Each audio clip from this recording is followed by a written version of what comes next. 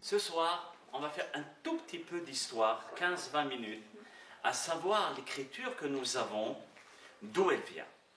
Il y a deux sortes d'écriture, comme vous le savez, les textes qui ont été découverts dans la mer Morte ne sont pas des lettres comme nous avons l'habitude de voir maintenant. D'accord ? Donc, le secret des lettres, déjà, c'est de comprendre les lettres et la forme des lettres. Comment se fait-il que nous avons des Sefer Torah, des livres, des documents, des Megillot, Megillat Esther, Megillat Echa, des Gemarot, qui sont dans une autre écriture qu'on va découvrir ensemble. Alors, Keyadoua, comme il est su, le Ktav Ivri Akadoum, cela veut dire l'écriture ivrite, très ancienne, Anikra Gam Ktav Daatz, il s'appelle l'écriture de Daatz ou bien Raatz.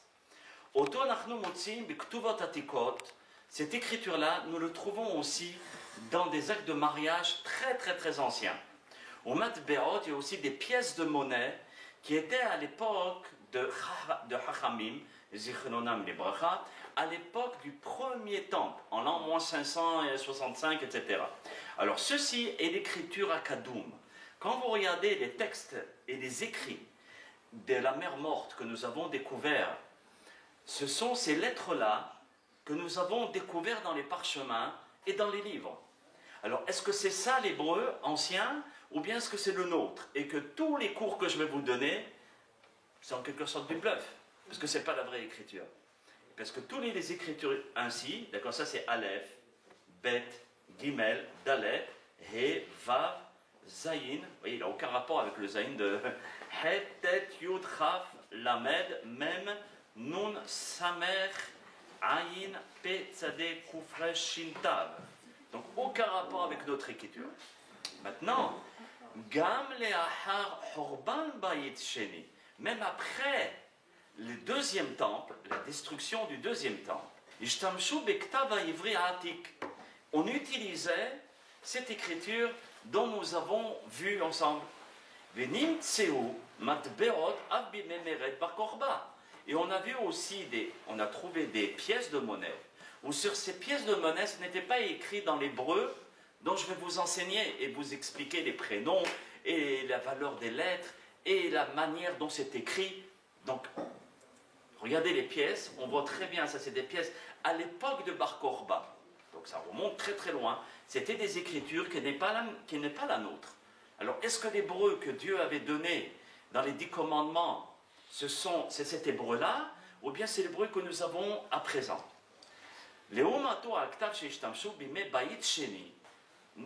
D'accord, l'écriture qui a été utilisée à l'époque du deuxième temple, Nikra Bimkorot Ktav Ashuri. Il s'appelle l'écriture Ashuri. On va voir que veut dire le terme Ashuri. Ktav Ashuri, c'est le Ktav que nous avons maintenant. Veleda Kamarishoni. Et selon l'opinion de beaucoup de grands maîtres, d'accord, des rabbanim, Zeu Ktav Anikra Bagmara Libonai. Ça veut dire, c'est ce qui est marqué dans la Gemara, l'écriture Libonai. Libonai, ça veut dire carré, construite. Vous voyez, l'autre écriture, c'est carrément des traits, des ronds et des X. La nôtre que nous avons maintenant, c'est vraiment des lettres qui sont bien construites. Vous voyez, le Aleph, le Bet, le Gimel, le Dalet, même en musique. Vous voyez, Baruch Hashem. Mais au moins, c'est une écriture qui est bien construite. Et la Gemara nous parle de cette écriture-là. Alors nous allons ensemble découvrir ce que la Gemara nous dit. Dans la Gemara Babli, Sanhedrin, à la page 121, folio B, 22, folio A. Amar Mor Zutra, c'est un grand rave qui s'appelle Mor Zutra. Vitema Morukva, d'autres disent non, c'est pas Morzotra qui a enseigné ça, mais c'est Morukba. Mais c'est un grand rab. Betechila, Nitena Torah l'Israël, tout au début, la Torah elle a été donnée à Israël, Bektav Ivri, avec l'écriture Ivri, Velachon HaKodesh. Ça veut dire, on écrivait ainsi et on parlait en hébreu. Vous voyez, comme certaines personnes qui écrivent en yiddish, mais c'est de l'hébreu. Si vous remarquez dans la prière des livres Ashkenaz, vous lisez en hébreu, d'accord, mais c'est une écriture de Rashi, ou bien yiddish. Alors, la Morukva nous dit, selon son opinion, attention, selon son opinion, la Torah a été donnée ainsi. Oh, ça pose un grand problème pour nous, hein. Maintenant, mais l'écriture elle est revenue à l'époque de Ezra Sofer, c'est-à-dire au retour du deuxième temple. Lorsqu'on est revenu tous les bénis Israël, à peu près 70 ans après la destruction du premier temple, on est retourné en Israël pour construire le deuxième temple. Alors à ce moment-là, il y avait un grand prophète qui s'appelait Ezra. Ezra, le scribe, à Sofer. Bektav Ashurit, et lui, il a refait revenir ce ktav-là que nous avons, qui s'appelle le ktav Ashurit, Velachon Aramite. Mais on parlait en aramien. C'est-à-dire, lorsqu'on écrivait en hébreu, c'était des mots aramiens, comme si vous prenez la langue française et vous écrivez moi. Alors, même, vav, aleph. Je suis, alors guimel, etc. Allez, donc, alors ça, moi je voulais traduire. Dans la Gemara Babli, toujours dans Sanhedrin, Biriru lahem li Israël, on a demandé l'avis au peuple d'Israël à savoir quelle écriture ils désiraient. Alors ils ont choisi Ktav Ashuri Velachon HaKodesh. Cela veut dire l'écriture carrée comme nous avons vu ici, d'accord, avec le langage hébreu, pas avec l'aramien. Et ils ont laissé l'écriture qui était paléo-hébraïque, d'accord, ce qu'on voit ici, paléo-hébraïque, qui est les lettres en X d'autres d'écriture, et la Lachon Arami, ils l'ont gardé pour les Koutim. Alors Israël a choisi l'écriture Ashuri et la langue sainte, laissant aux parias l'écriture paléo-hébraïque, ce n'est pas l'écriture que nous avons maintenant, et la langue aramienne. C'est-à-dire ils ont choisi le top. Et qui sont les parias? Rav Chizda explique que ce sont les Koutim. Kouti, c'est des gens qui vivaient en Eretz Israël lorsque nous sommes venus, nous, en Eretz Israël. D'accord? Qui viennent de Kouta. C'était des non-juifs. Et quand ils étaient en Eretz Israël, il y avait des lions qui venaient les manger, qui venaient les bouffer et ils faisaient la fête. Alors, ils ont dit, mais comment on va faire? Ils ont demandé aux Bnei Israël, qu'est-ce qui se passe par l'intermédiaire de l'empereur. Et les Bnei Israël leur dit, vous savez, ici, vous êtes en Israël. Vous ne pouvez pas faire ce que vous voulez. D'un côté, vous acceptez le monothéisme, et de l'autre côté, vous faites l'idolâtrie. Ça ne va pas. Donc, c'est pour cela que vous vous faites dévorer par des lions, parce que Dieu ne supporte pas l'idolâtrie dans son pays. Qu'est-ce qu'ils ont fait? Ils se sont convertis au judaïsme. D'après certains rabbinim, même la plupart, ces convertis-là ne sont pas des vrais convertis. Pourquoi? Parce qu'il y a une halakha qui nous dit qu'une personne qui se convertit par la peur, d'accord, alors ce n'est pas une vraie conversion. L'histoire nous l'a prouvé que ces gens-là, malheureusement, ils ont trahi en quelque sorte le judaïsme. Parce qu'ils faisaient toujours l'idolâtrie en cachette, et puis ils faisaient le judaïsme, et doucement, doucement, ils se sont carrément assimilés aux autres. Donc, eux, ils ont toujours continué. Et maintenant, si vous voulez, qui c'est qui utilise cette forme d'écriture bizarre? Ce sont les Shomronim. D'accord? Les Shomronim qui viennent du sud, qui étaient à l'époque au sud, et qui ont fréquenté le peuple d'Israël. C'est eux qui ont pris cette écriture, parce qu'Israël ne voulait plus utiliser cette écriture-là. Ça, c'est selon Morukva de la Gemara. Cela veut dire que nous n'avons pas reçu au moment des 10 commandements une écriture ashurite. Problème. La Gemara Sanhedrin, elle continue. À la page 21b. Lama nikra ashurite. Tu sais pourquoi que cette écriture s'appelle ashurite? chez Allah Imaem et Ashur, selon le Morokva, parce qu'ils sont montés avec cette écriture carrée du pays qui s'appelle Ashur. Maintenant, il n'y a aucun rapport avec Ashuri, la deuxième explication que nous allons voir. C'est justement la sainteté de cette écriture. Pourquoi ils n'ont pas voulu prendre l'écriture carrée que nous avons maintenant?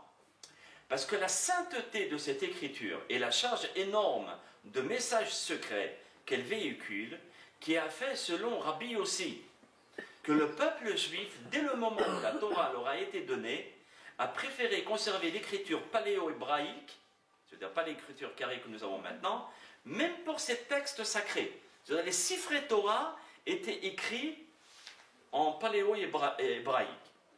Plutôt que d'utiliser l'écriture ashurite que nous avons maintenant, pourquoi? De crainte de profaner. Alors ils ont repris l'écriture carrée. Lama nikra shema ashurite, selon l'opinion de Rabbi Yehuda Hanassi, pourquoi cette écriture que nous avons maintenant s'appelle ashurite? Pas parce que ça vient de Ashur, mais parce que chez Me'usheret Bektav, c'est la plus choyée des écritures. Me'ushar, qu'est-ce que quelqu'un de Me'ushar? Quelqu'un de joyeux. Et d'autres disent parce que c'est Yachar, c'est une lettre qui est une écriture qui est droite. D'accord? Il y a un grand maître qui s'appelle le Radbaz, Rabbi David ben Zimra.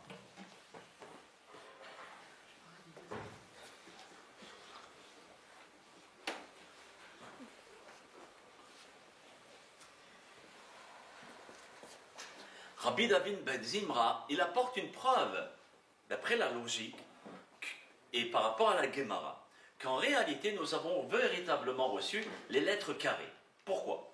Parce qu'il rapporte une Gemara qui nous dit à Marav Chesda, même Vesamer, la lettre dans les 10 commandements, la lettre même sophite, vous voyez celle-ci, et le Samer, qui est rond, comme ça, celui-ci, chez Baluchot, dans les 10 commandements, Benes Ayu Omdim, ils étaient suspendus par miracle. J'explique. Les 10 commandements, la Gemara nous dit, et le Midrash aussi, que les lettres, on les voyait aussi bien d'un côté que de l'autre. C'est-à-dire qu'elles étaient transpercées. La lettre, d'accord, était carrément à l'intérieur de la pierre, et on la voyait aussi bien d'un côté que de l'autre, et elle s'attachait par les côtés. Donc le Aleph, c'était les 4 côtés, le Bet aussi, mais le Samer, qui est rond, si tu creuses comme ça tombe. D'accord? Si je fais un trou ici, d'accord? Si je fais un trou ici, rond, ça tombe. Alors comment ça pouvait tenir? La Gemara me dit, c'est par un miracle qu'elle tenait. Ah, alors à base de dire, ah donc, c'est la preuve que les 10 commandements ont véritablement été donnés avec les lettres carrées. Parce que, regardez la lettre comment elle est, oui, sinon, en lettres paléo-hébraïques, elle est ainsi, donc elle peut tenir, d'accord, par le haut et par le bas. Par contre, si c'est rond, alors il te dit, c'est pour cela que la Torah, elle a été donnée avec les lettres carrées. Et le même, d'accord, Sophie, voici le même avec le paléo-hébraïque. Donc ça tient en bas, sur les côtés, etc. C'est une des preuves que le Radbaz me dit que la conclusion de la Gemara, c'est que véritablement la Torah a été donnée avec les lettres carrées. Maintenant, pourquoi les lettres ont été changées? Comme je vous ai dit, par rapport à 2 raisons. Soit parce qu'on a fauté et ensuite c'est revenu. Et la deuxième raison, parce que les Bnei Israël ne voulaient pas utiliser cette écriture sainte et qui a été utilisée par Dieu. Donc, ils écrivaient avec cette sorte d'écriture. Maintenant, dans le temple, un beau jour, on a découvert un Sefer Torah de Moshe Rabbeinu, bien qu'un prophète l'avait caché. Et ce Sefer Torah a été ouverte à la page où apparaissait la menace d'exil concernant le roi d'Israël et son peuple. Vous savez qu'on dit que si le peuple d'Israël ne se conduit pas bien, alors Bar Minan, vous serez exilé parmi les nations et vous serez expulsé d'Israël. Hilkiyahu, qui était le grand prêtre, apporte ce saint livre à Shaphan. Shaphan, c'était le scribe, le grand hacham de la génération.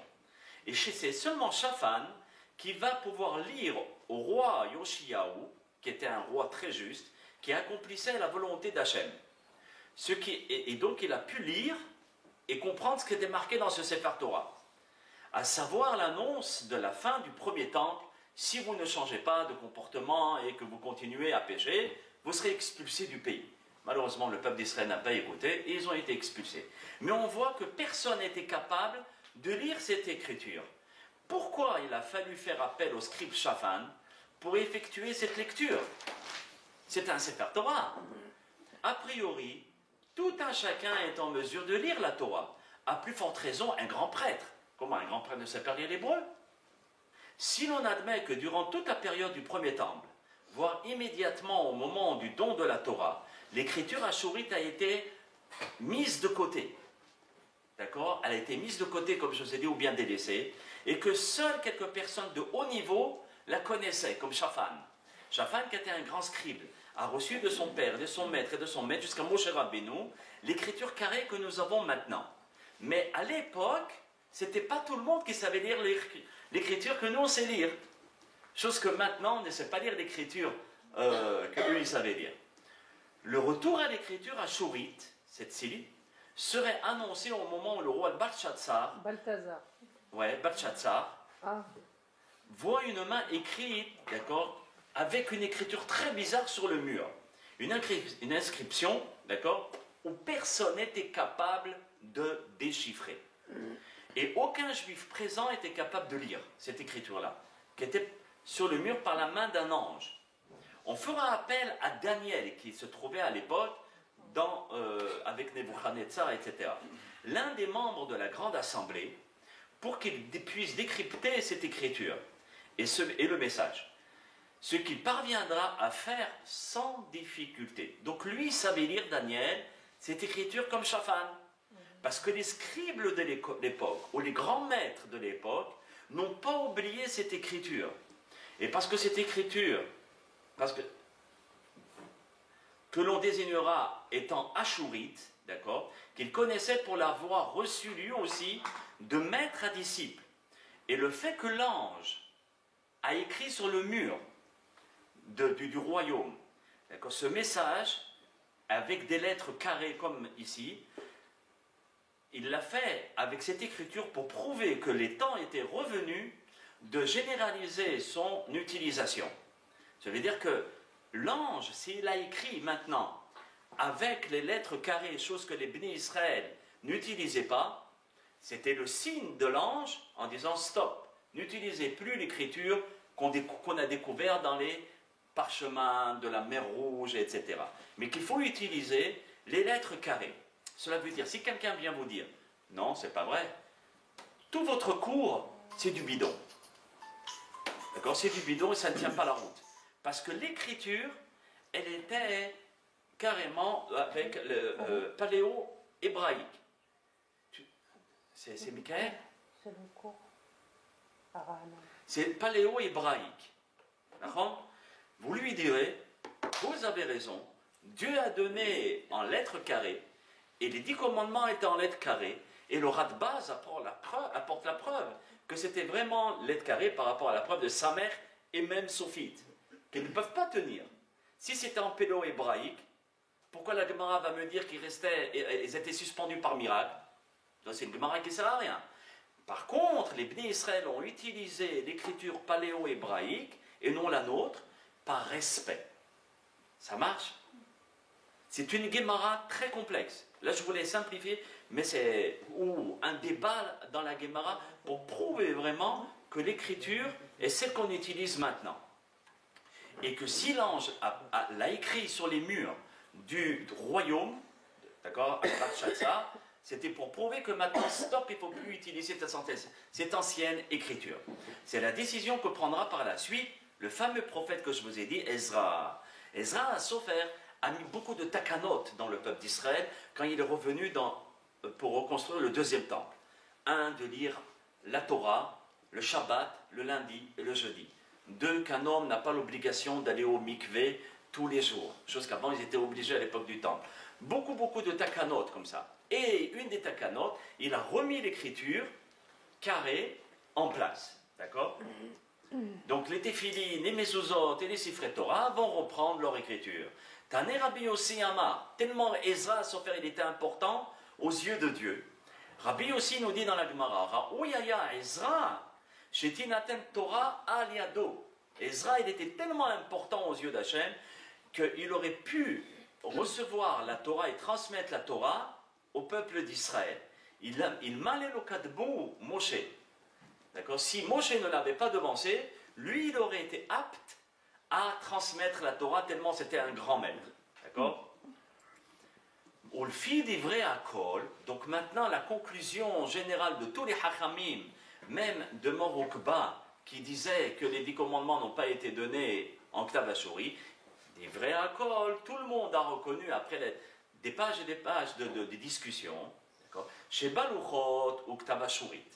Les 10 commandements ont été donnés avec le Ktav que nous avons maintenant carré.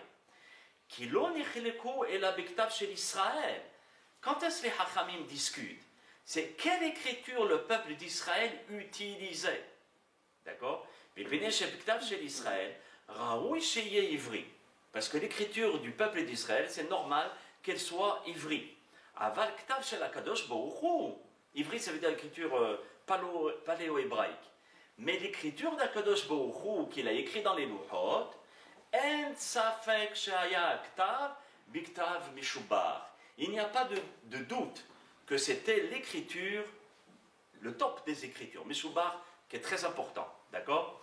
Biktav Ame Usheret, cette écriture qui donne l'apaisement, d'accord? Qui donne le Nahat.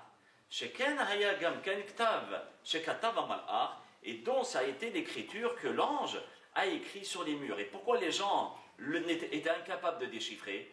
Parce que ce sont carrément, ils utilisaient l'écriture paléo-hébraïque. Et c'est seulement... C'est pas confirmé, c'est pas plutôt si. Confirmé que... Ça y est, maintenant c'est... Un Meuchar, c'est plutôt... Divra code. Non, non. Hein? Un Meuchar, c'est plutôt confirmé. Non, Meuchar. Non, Meucheret. Meuchar, c'est quelqu'un d'heureux. Heureux. Non. Meuchar. Mais Tomchea, Meuchar. Celui qui étudie la Torah, c'est super. Mais Tomchea est celui qui épaule la Torah, qui épaule les talibés des Hachamim. Qu'est-ce que l'on dit? Meuchar, il est heureux. D'accord? C'est la vraie joie. Donc, c'est un ktav qui apporte.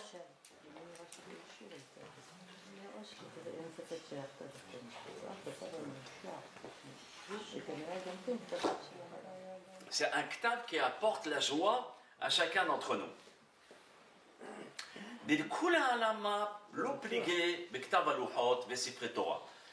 D'après tout le monde, tous les avis, on ne discute pas sur l'écriture des 10 commandements et des Sifrei Torah que Moshe Rabbeinu il a écrit, qu'il a mis dans le Aaron HaKodesh, que c'est évident, c'était un Ktav Ashuri, l'écriture que nous utilisons maintenant. Et c'est évident que cette écriture n'a jamais changé, car ça a été l'écriture de Elohim. Et chaque virgule et chaque point et tag, d'accord, c'est les petits traits qui sont en haut des lettres. Et chaque chose qui est allusionnée dans les lettres, c'est les Yesodot Elyonim, c'est des choses très très très hautes et dont les forces viennent des hauteurs célestes. Velo kiblu Israël me'am Ashur Khalila. Et sache que c'est pas, Israël n'a pas reçu du peuple de Ashur, d'accord, une écriture, d'accord, paléo-hébraïque, mais c'est plutôt l'écriture d'Akadosh Baruch Hu. Nous arrivons donc à la conclusion que pratiquement tous les avis s'accordent sur le fait que cette écriture ashurite, que la Torah a été donnée au peuple d'Israël par Hachem. Que ce soit les 12 Sefer Torah, même 13, les 13 Sefer Torah que Moshe Rabbeinu avait écrit, vous vous rappelez le 13e avec le Rav, vous vous rappelez Rabbi Abraham, Merotenburg, et les 10 commandements, c'est évident que ça a été écrit en carré. Par la suite, dans l'histoire, nous avons changé l'écriture pour le respect, et ensuite, à l'époque de Ezra, on est revenu à l'écriture que nous avons maintenant. Du fait de sa sainteté, son utilisation a été limitée ou restreinte jusqu'à Ezra, par guise de respect, ou bien que nos fautes aient fait que l'on interdise de nous en servir. Le Rambam écrit dans le commentaire de la Mishnat Yadayim, au chapitre 4, l'écriture que nous employons est l'ashurite, que Hachem a utilisé pour donner la Torah. Elle est appelée Ashurite du fait que de sa valeur et de sa qualité. Ça veut dire que tout le monde est d'accord et tombe d'accord, même s'il y a eu une discussion au départ, cette discussion, tout le monde est tombé d'accord que le Ktav, c'est le Ktav Ashuri. Alors vous allez me dire, pourquoi maintenant il y a l'écriture de Rashi? Le Mishneh Halachot explique que c'est la raison pour laquelle que les auteurs ont donné la préférence à l'écriture dite de Rashi, et en Afrique du Nord, c'était l'écriture arabe et hébreu, comment ça s'appelle? Judéo-arabe. Judéo-arabe, ça ressemble un petit peu aux lettres de Rashi, mais pas tout à fait, pour imprimer leur ouvrage. Pourquoi? Craignant dans leur grande modestie, écoutez bien, craignant dans leur grande modestie que la valeur de leur écrit ne justifiait pas que l'on utilise les lettres en écriture ashuri. C'est grand ça, hein? Ça veut dire qu'ils se disaient, je peux profaner l'écriture. Alors moi j'étais en train de penser, quand j'ai lu ça, j'étais en train de penser, oi, vai, voi, les journaux maintenant, qu'on écrit avec le Ktav Ashuri, et qu'on rentre dans les toilettes et qu'on écrit de la Shonara et de la Rechilut avec, lorsque des grands maîtres n'ont pas voulu utiliser cette écriture, même pour de la Torah, de peur de profaner. Regardez à combien cette écriture elle est sainte, et elle véhicule quelque chose d'important, d'accord? C'est pour ça dans les toilettes c'est mieux de rentrer du Rashi, pas du Rashi, du phonétique, d'accord, ou bien du français ou de l'anglais, d'accord, ou bien des bandes dessinées, cachères. Maintenant, pour vous dire que cette écriture ashurite est une écriture céleste qui vient directement d'Akadosh Baruch Hu, et que ce n'est pas l'homme qui l'a, et encore moins Ashur, qui nous l'a donné. Et ce n'est pas l'homme qui l'a inventé, contrairement aux langues latines. D'accord? L'écriture que nous avons maintenant, chaque lettre, chaque trait, chaque détail vient d'Akadosh Baruch Hu, et c'est ce que Be'ezrat Hashem nous allons découvrir ensemble.